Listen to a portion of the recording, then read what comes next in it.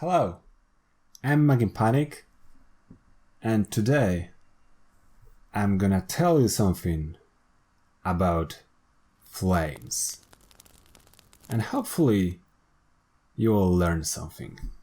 So let's roll that intro and let's start.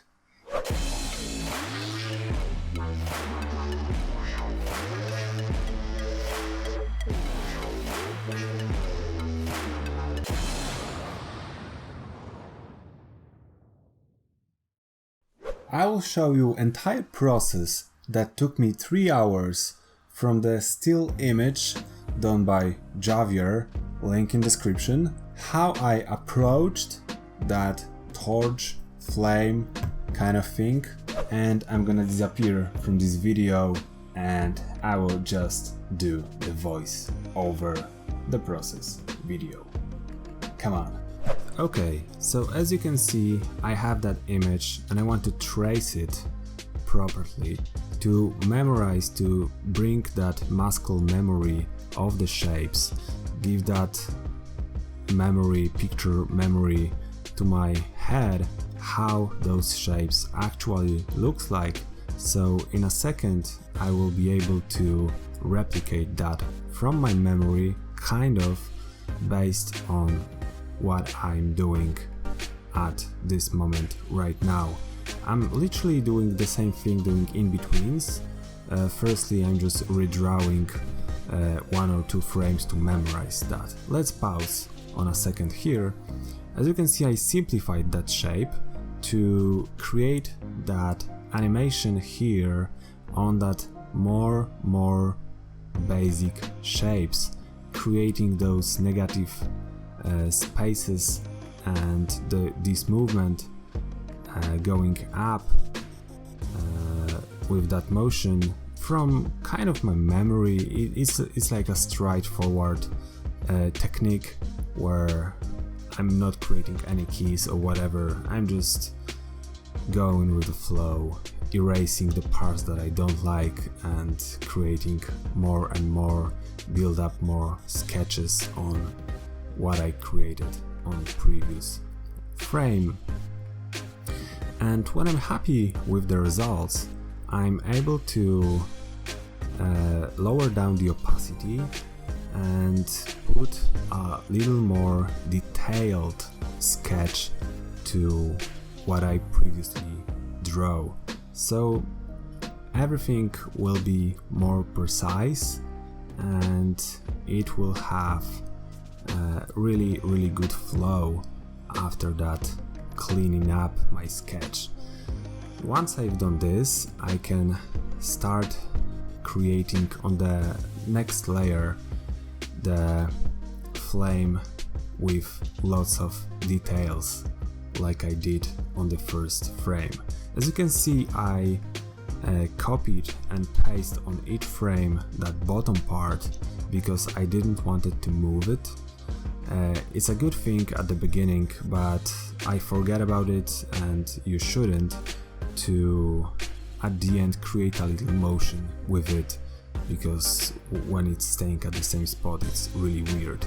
You can see how I manage this animation part by part.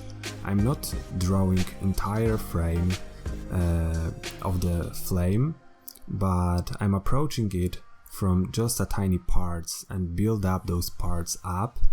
And I found that really useful because when I created entire frame, I used to forget all those little details that I left behind on the previous frame, and that panning and zooming in, zooming out is really distracting. So if you can lower it down, focus your head on just little parts that will move, it will help you out create that really smooth and nice motion. Then I had to bring this gradient, obviously, and I could draw inside of the shape of that flame.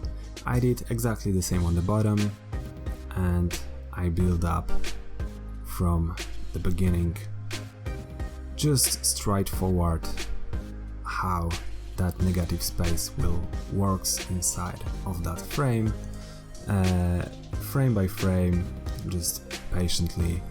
I'm not even lowering down the opacity because I don't feel like I have to. It's a little more loose. Like, you don't have to be so precise on this layer because it's, as I said, inside, and it have much more flexibility where the parts of the flame are more heat and the other parts. Okay, once I have that, I'm able to create the magic. I copied and paste some nodes because I'm lazy from the Thunder, and I changed the colors to what I like, creating some blurs and other things. I just created that shape right now, and I'm gonna use it as a mask to create a variable blur in a second, because the stuff that I'm doing right now wasn't working as I wanted. And with variable blur, I'm able to blur the parts that I draw or invert that as I did, and that directional blur didn't work on the entire shape, so I did it only on the glow. And let's pause here for a second. As you can see, that gradient isn't working properly, so I have to bring the lighter part on the bottom and the darker part on the top. And that's pretty much everything that I did to create this flame, and this flame looks like this. I really like it.